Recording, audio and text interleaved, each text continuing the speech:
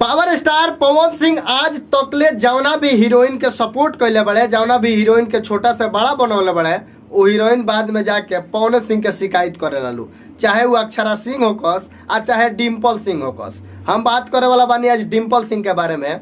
डिम्पल सिंह कबो खेसारी लाल यादव के लगे जाली तो पवन सिंह के शिकायत करेली, आ कबो पवन सिंह के लगे आवेली तो खेसारी लाल के शिकायत करेली। लेकिन ये दोनों भाई के समझ ना आवेला, का जाने इनकरा में का मिलेला कि लोग दोनों जना कबो उनकर शिकायत ऊ सुने ले, कबो उनकर ऊ सुने ले।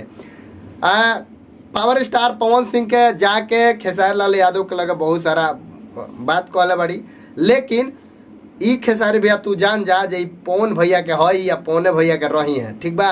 तनिया सा ई खिसियाइल बड़ी चुनाव में इनकरा के कहली जे हमरा के स्पेशल 6 गो गाड़ी भेजल जाओ आ स्पेशल बॉडीगार्ड 8 गो भेजल जाओ आ तब हम आके वोट मांगे। पवन भैया कहले जे लगलू रे तू लौंडा हऊ, हमनी के नहीं से जानत, कितना कहाला पर तो एक्सेप्ट भोजपुरी कहले बा जे ना तू लड़की हऊ, ठीक बा। तो कितना कहाला पर एक्सेप्ट कैले बा तो कम से कम ओकरा के बरकरार रहे था। पवन सिंह ना भेजले, पवन सिंह तो जानते बड़ा भैया वो अपने आप के ही हो, कुछ इतना जल्दी एक्शन ले लेना तो वही के लेके ही तनी खिसियाई रही है। इनकरे वो गनवा रहा बीच में पवन सिंह के मतलब साथ है, लेकिन एक घड़ी के गाना ना रहा, बहुत पहले के शूट रहा, ओकरा के ना शेयर कैली है ना ओकरा बारे में कुछ बोलली है। फिर खेसारी भैया के लगे जाके पवन भैया के बारे में उल्टा पुल्टा कुली। खैर कोनो बात ना है। पावर स्टार पवन सिंह के मतलब का कह जाला, एगो ना कह जाला जे हमार नमकवे सही ना हो, जे भी खाला उ साला हमरे संगे गद्दारी करेला, उहे हाल बा पवन सिंह के।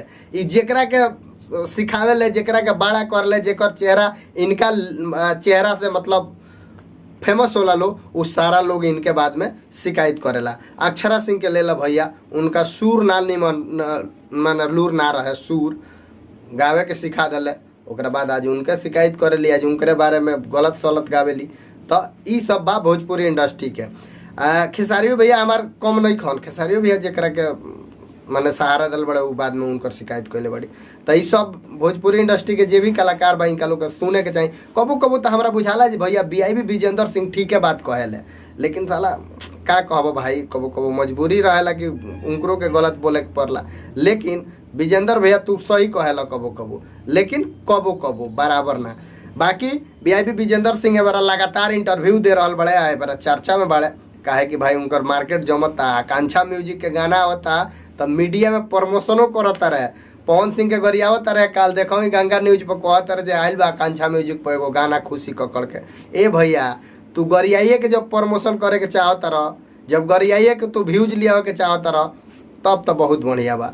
लेकिन आकांक्षा म्यूजिक भाई तनी ठीक ठाक कंपनी है, तो तनी ओकरा के लेवल बरकरार रहे दो। बाकी सब जे भी वीडियो देखता सब लोग से ये कहें कि पावर स्टार पवन सिंह के अभी विपक्ष भइल बड़ी डिम्पल सिंह, बहुत जल्दी लगे आज है, नाजायज साली है, ओहि पर विशेष ध्यान नहीं के देवे के, ठीक बा। बाकी पावर स्टार पवन सिंह के दूसर का पोस्टर आज शाम के रिलीज होखे वाला बा। रउआ सब चैनल के सब्सक्राइब करी, सबसे पहले रउआ लगे जाई नोटिफिकेशन, काहे कि आज 4 बजे के आसपास पोस्टर आई, आ सोमवार के दिन गाना आई, काल टीजर आई। आ पावर स्टार पवन सिंह के ऑफिशियल चैनल माँ अम्बे भक्ति से आई या ऑफिशियल से आई, यह दोनों चैनल से कोनो से पोस्टर आवे वाला बा। बाकी वीडियो के खूब ज़्यादा शेयर करी, चैनल पर नया बनी तो सब्सक्राइब करी। मिलता है अगला वीडियो में, तब तक खातिर नमस्कार।